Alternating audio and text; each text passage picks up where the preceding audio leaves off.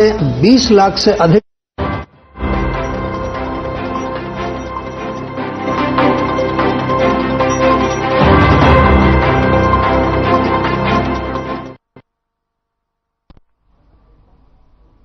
नमस्कार, मैं हूं आपके साथ अंकिता पाल। बुलेटिन की शुरुआत करते हैं। प्रधानमंत्री नरेंद्र मोदी, उत्तराखंड के राज्यपाल गुरमीत सिंह और उत्तराखंड के सीएम पुष्कर सिंह धामी ने 38वें राष्ट्रीय खेलों के उद्घाटन समारोह में हिस्सा लिया है और इस दौरान पीएम मोदी ने संबोधित करते हुए कहा कि ये नेशनल गेम्स शुरू हो रहे हैं। ये साल उत्तराखंड के निर्माण का 25वां साल है और इस युवा राज्य में देश के कोने कोने से आए हजारों युवा अपना सामर्थ्य दिखाने वाले हैं।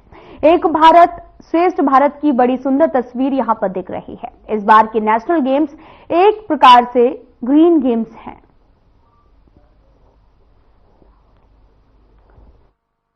मैं धामी जी और उनकी पूरी टीम को, उत्तराखंड के हर नागरिक को इस शानदार आयोजन के लिए बधाई देता हूं। साथियों, हम अक्सर सुनते हैं, सोना तप कर खरा होता है।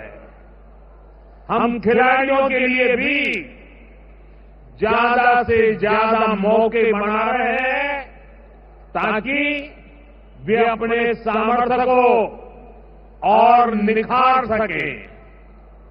आज साल भर में कई टूर्नामेंट आयोजित किए जा रहे हैं। खेलो इंडिया सीरीज में कई सारे नया टूर्नामेंट जोड़े गए हैं। खेलो इंडिया यूथ गेम्स की वजह से यंग प्लेयर्स को आगे बढ़ने का मौका मिला है। यूनिवर्सिटी गेम्स यूनिवर्सिटी के स्टूडेंट्स को नए अवसर दे रहे हैं। खेलो इंडिया पैरा गेम से पैरा एथलीट की परफॉर्मेंस नए नए अचीवमेंट कर रही है। अभी कुछ दिन पहले ही लद्दाख में खेलो इंडिया विंटर गेम्स का 5वां एडिशन शुरू हो चुका है। पिछले साल ही हमने बीच गेम्स का आयोजन किया था और साथियों, ऐसा नहीं है कि सारे काम सिर्फ सरकार ही करा रही है। आज भाजपा के सैकड़ों सांसद नए टैलेंट को आगे लाने के लिए अपने क्षेत्रों में सांसद खेलकूद स्पर्धा करा रहे हैं। मैं भी काशी का सांसद हूं।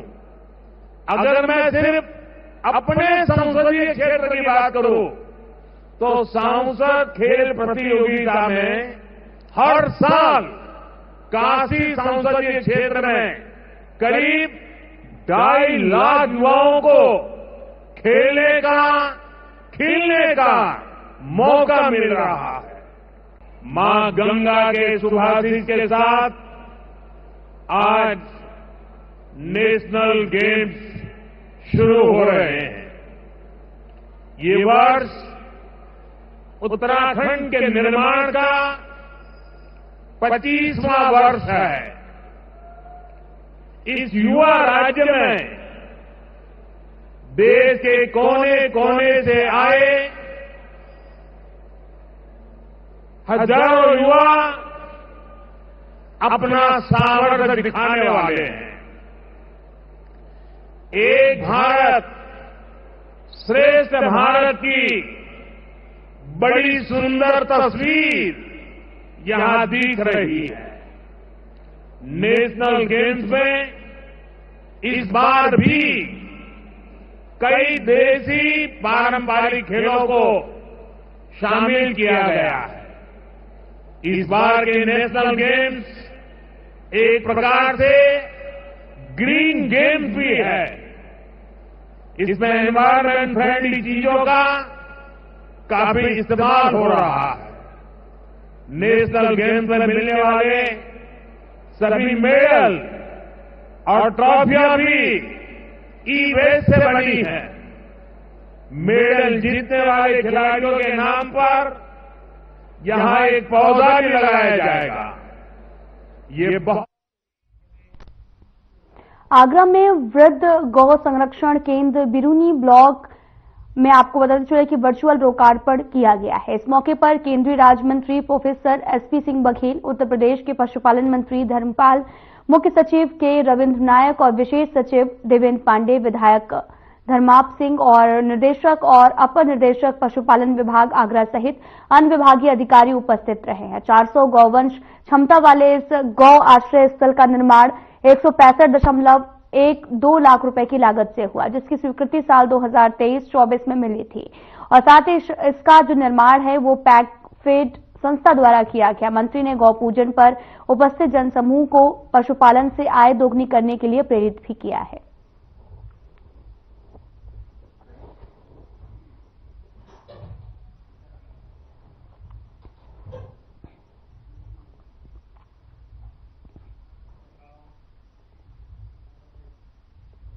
प्रधानमंत्री नरेंद्र मोदी ने मंगलवार को मुंबई और अहमदाबाद में British band cold play concert की सफलता का हवाला देते हुए कहा कि भारत में लाइव कॉन्सर्ट की अपार संभावनाएं हैं। प्रधानमंत्री नरेंद्र मोदी ने भुवनेश्वर में Utkarsh Odisha make in India conclave 2025 को संबोधित करते हुए कहा कि पिछले कुछ दिनों में आपने मुंबई और अहमदाबाद में हुए कोल्ड प्ले कॉन्सर्ट की शानदार तस्वीरें देखी होंगी और ये इस बात को भी दर्शाता है कि भारत में लाइव कॉन्सर्ट पर कितना ज्यादा स्कोप भी है। आपने मुंबई और अहमदाबाद में हुए कोल्ड प्ले कॉन्सर्ट की शानदार तस्वीरें देखी होगी। ये इस बात का प्रमाण है कि लाइव कॉन्सर्ट्स के लिए भारत में कितना स्कोप है। दुनिया के बड़े बड़े कलाकार, बड़े बड़े आर्टिस्ट भी भारत की तरफ आकर्षित हो रहे हैं। कंसर्ट इकोनॉमी से टूरिज्म भी बढ़ता है और बड़ी संख्या में जॉब्स क्रिएट होती है। मेरा राज्यों से, प्राइवेट सेक्टर से आग्रह है कि कंसर्ट इकोनॉमी के लिए जरूरी इंफ्रास्ट्रक्चर पर फोकस करें। यूएई में विदेश मंत्री एस जयशंकर ने भी मंगलवार को अबू धाबी के क्राउन प्रिंस शेख खालिद बिन मोहम्मद बिन जैद अल नहन से मुलाकात की है और इस दौरान दोनों नेताओं ने भारत संयुक्त अरब अमीरत के संबंधों को और मजबूत करने पर चर्चा की। इस मुलाकात के बारे में जयशंकर ने भी एक्स पर जानकारी दी। उन्होंने लिखा कि अबू धाबी के क्राउन प्रिंस अल नहन से मिलकर खुशी हुई है। हमने उनके हाल ही में भारत दौरे की यादें ताजा की हैं और भारत यूएई साझेदारी को भी आगे बढ़ाने पर चर्चा की है।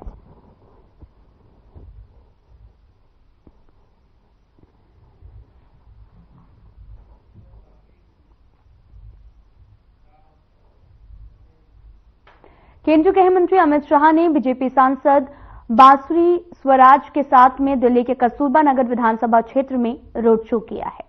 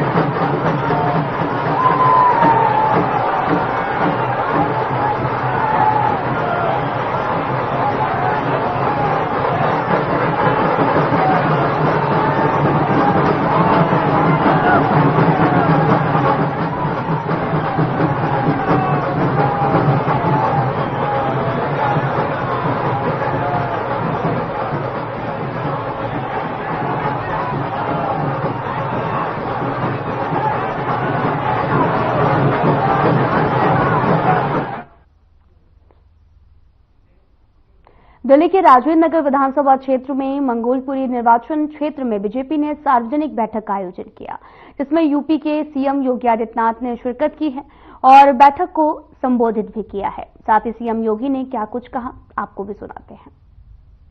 मुझे बहुत अच्छा लग रहा है कि आज देर से सही दिल्ली की जनता जनार्दन ने दिल्ली के अंदर भी डबल इंजन की सरकार, भारतीय जनता पार्टी की सरकार को बनाने के लिए संकल्प ले लिया है। जहां पर भी मैं आज गया हूं या पिछली बार भी गया हूं, अपार जन समुदाय का ये संकल्प इस बात को प्रमाणित करता है कि दिल्ली वासियों ने तय कर लिया है कि अब दिल्ली के अंदर आम आदमी पार्टी के माफिया राज को नहीं, बल्कि मोदी जी के नेतृत्व में डबल इंजन की भारतीय जनता पार्टी की विकास और विरासत की सरकार हमें आगे बढ़ानी है। आखिर हो भी क्यों ना, बहनों और भाइयों, एक और मोदी जी के नेतृत्व में पूरे देश के अंदर विरासत और विकास का अभियान मजबूती के साथ आगे बढ़ रहा है। जहां जहां पे भारतीय जनता पार्टी की सरकारें हैं, वहां पर विरासत का सम्मान भी है, विकास भी है, लोक कल्याण भी है, गरीब कल्याण भी है, सुरक्षा भी है, समृद्धि भी है। लेकिन जहां पे भारतीय जनता पार्टी की सरकार राज्य के अंदर नहीं है, वहां की राज्य सरकारों के द्वारा अपने निहित राजनीतिक स्वार्थों के लिए न केवल सुरक्षा पे सेंध लगाया जा रहा है, बल्कि भ्रष्टाचार के नए नए कीर्तिमान स्थापित करते हुए जनता जनार्दन को बुनियादी सुविधाओं से भी वंचित करने का कार्य किया जा रहा है। और यही कुछ दिल्ली के अंदर आम आदमी पार्टी की केजरीवाल सरकार ने पूर्व में और आज वर्तमान में भी यही ये लोग दिल्ली के अंदर कर रहे हैं। पहले भाइयों में अभी कुछ देर पूर्व विकासपुरी और उत्तम नगर की तरफ गया था। मैं भौचक था उन क्षेत्रों को देख करके। सड़क है या गड्ढा है पता ही नहीं लग रहा था। सड़कों पे सीवर बह रहा था, भयंकर बदबू थी, पूरी सड़कें कूड़े से भरी पड़ी थी, अव्यवस्था और अराजकता का तांडव था। बिजली के तार सड़कों पे झूल रहे थे,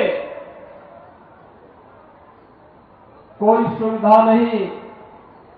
आम आदमी पार्टी ने दिल्ली को कितना नारकीय बना दिया है, ये अंदाजा आप यहां की सड़कों पर। और अभी कुछ दिनों के अंदर जब टैंकर माफिया के द्वारा पानी के लिए तरसाया जाएगा, उस समय भी ये दृश्य आप देखेंगे। आम आदमी पार्टी के कारनामों को देखने का अवसर दिल्ली ही नहीं पूरा देश देखता है, पूरी दुनिया देखती है। बहनों भाइयों, मैं भौचक हूं। जब मैं पिछले दिनों दिल्ली आया था तब भी मैंने केजरीवाल जी को कहा था कि अरविंद जी, आप भी चीफ मिनिस्टर रहे हैं, मैं उत्तर प्रदेश का मुख्यमंत्री हूं। मैं तो अपने पूरे 54 सदस्यीय कैबिनेट को लेकर के प्रयागराज गया। मां गंगा, मां यमुना और मां सरस्वती के संगम की त्रिवेणी में मैंने डुबकी लगा करके स्नान भी कराया, उन्हें आचमन भी हम लोगों ने लिया और उत्तर प्रदेश के विकास की एक बेहतर कार्य योजना को आगे बढ़ाया। लेकिन अगर इनमें नैतिक साहस है तो अरविंद केजरीवाल जी को स्वयं यमुना जी में अपने कैबिनेट के साथ जाकर के डुबकी लगा करके आचमन करके दिल्ली वासियों को आश्वस्त करना चाहिए कि यमुना शुद्ध है, अविरल है, निर्मल है।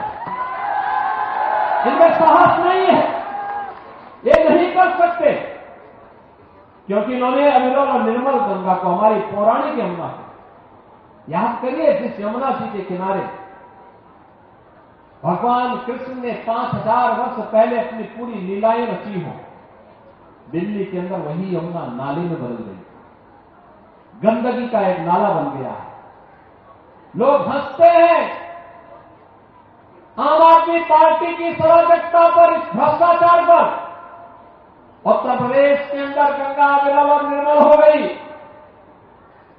हमने आगरा के बाद यमुना जी ने व्यापक शोधन के कार्यक्रमों को आगे बढ़ाया। परिणाम है कि प्रयागराज में जाकर के मां गंगा और यमुना का संगम जब होता है तो संगम में अविरल गंगा है तो अविरल यमुना भी है। परिणाम है कि कोटि कोटि श्रद्धालु आकर के संतों के सानिध्य में महाकुंभ का स्नान कर रहे हैं। पिछले 16 दिनों में अब तक 18 करोड़ लोगों ने स्नान किया है। और बहनों और भाइयों, महाकुंभ के 45 दिनों की अवधि में 40 से लेकर 45 करोड़ श्रद्धालु प्रयागराज की धरा पर आकर के इस पावन कुंभ का आनंद लेगा। मैं पूछना चाहता हूं, आखिर दिल्ली की जनता ने क्या किया था? क्यों इतना बड़ा अन्याय आम आदमी पार्टी की सरकार दिल्ली के साथ, यमुना जी के साथ कर रहा है? क्यों किया इन्होंने? ये प्रश्न आज उनसे पूछा जाना चाहिए। और मैं यह भी प्रश्न इनसे पूछना चाहूंगा, कहां इन्होंने दिल्ली के इंफ्रास्ट्रक्चर को वर्ल्ड क्लास बनाने की बात कही थी?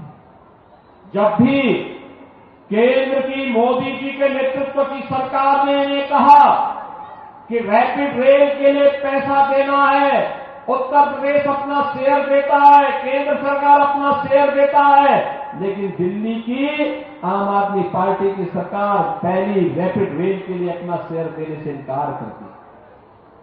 12 लेन का हाईवे जो दिल्ली से मेरठ को जोड़ता, दिल्ली की सरकार ने सहयोग नहीं किया।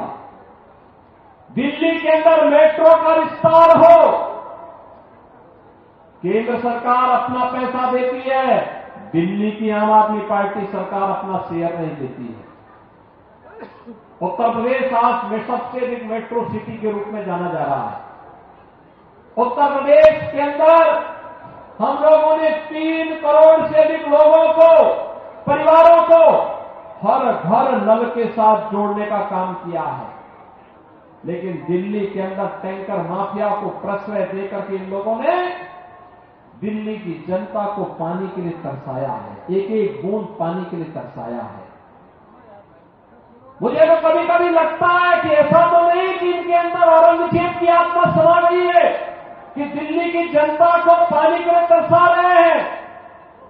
बहनों और भाइयों, मैं आपका आह्वान करने के लिए आया हूं, जो आम आदमी पार्टी आपको एक एक जल बूंद के लिए, एक एक बूंद जल के लिए तरसा रही है, उस आम आदमी पार्टी को एक एक वोट के लिए तरसाइए। ये सबसे अच्छा समय है, अन्यथा वक्त जाएगा फिर ये वही भ्रष्टाचार में लिप्त हो जाएंगे।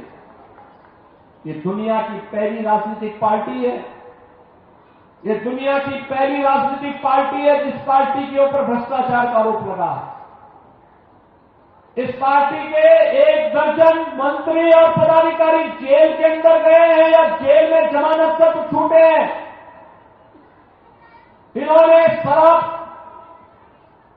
घोटाला किया, भूमि घोटाला किया, यहां पर जनता जनार्दन की हर योजना में लूटपाट किया। इन्होंने यहां दिल्ली की जनता को विकास से भी वंचित किया, बुनियादी सुविधाओं से भी वंचित किया।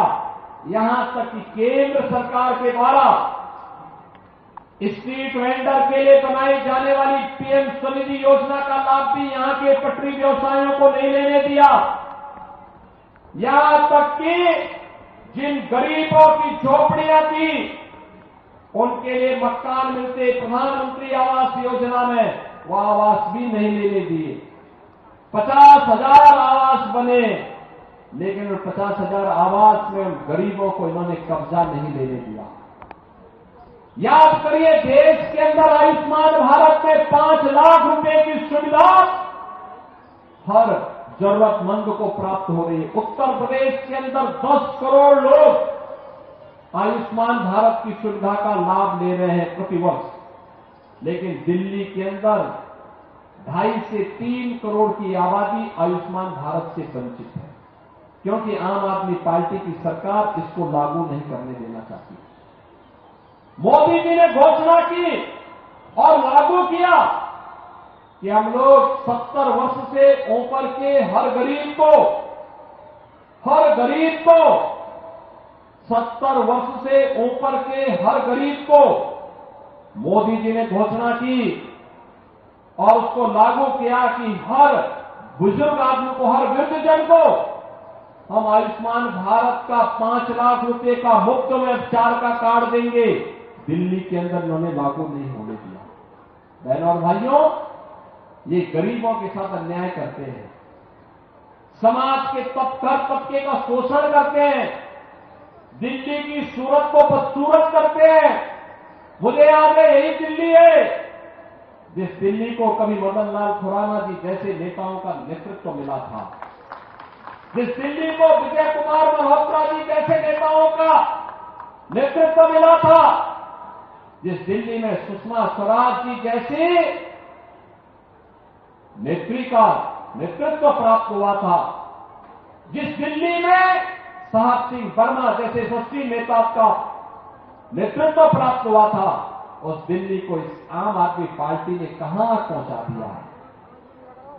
उस समय दिल्ली में देश बसने के लिए आता था, आज दिल्ली के लोग अच्छी सुविधा के लिए उत्तर प्रदेश के नोएडा में जाते हैं, गाजियाबाद में जाते हैं, वहां पे सुविधाओं के लिए वहां जाते हैं। दिल्ली में पहले से बना हुआ औद्योगिक नगर ओखला को इनका विधायक वहां पे बांग्लादेशी घुसपैठियों को बसाता है। एक भी बार 10 वर्ष में से अरविंद केजरीवाल जी ने औद्योगिक निवेश का रिव्यू नहीं किया। कितना निवेश आया है इसके बारे में इनके पास कोई आंकड़ा नहीं। कितने लोगों को रोजगार दिया ये नहीं बता सकते, क्योंकि इन्होंने उससे कार्य ही नहीं किया। ये इनके एजेंडे का हिस्सा ही नहीं था। युवाओं के हाथों को कार्य मिले, बहन और बेटियां स्वावलंबन की दिशा में अग्रसर हो, पटरी व्यवसायों पर स्वावलंबन की दिशा में आत्मनिर्भर बनाया जाए, इसके बारे में इनके पास कोई कार्य योजना नहीं। गरीबों की झुग्गी झोपड़ी को उन्हें पक्के मकान दे करके उनके सम्मान में अभिवृद्धि की जाए, इनके पास आम आदमी पार्टी के पास कोई कार्य योजना नहीं। हर गरीब के पास अपना राशन कार्ड होना चाहिए, और वह चाहे देश के किसी भी भाग का हो, अगर वह दिल्ली में रह रहा है तो दिल्ली में उसे राशन निकालने का पूरा अधिकार मिलना चाहिए, अपने राशन कार्ड में मिलना चाहिए। ये लोग आज भी उसको वंचित करने का कार्य करते हैं। इनके कृत्य कैसे हैं ये तो कोविड कालखंड में हमने देखा, जब इन्होंने दिल्ली के अंदर गरीबों के पानी के कनेक्शन काट दिए थे, बिजली के कनेक्शन काट दिए थे, राशन के कार्डों राशन से वंचित कर दिया था, स्वास्थ्य की सुविधा से वंचित करने का काम किया था। यही आम आदमी पार्टी की वास्तविक पहचान है। बहनों और भाइयों, आम आदमी पार्टी वक्फ बोर्ड का ही एक नया परिवर्तित रूप है। ये लोग जो जमीन देखते हैं उस जमीन पे काबिज होने का प्रयास करते हैं, और इसीलिए मोदी जी के नेतृत्व में आप देख रहे होंगे, मोदी जी के नेतृत्व में 10 वर्ष में जो कहा मोदी जी ने करके दिखाया। 10 वर्ष में जो कहा सो करके दिखाया।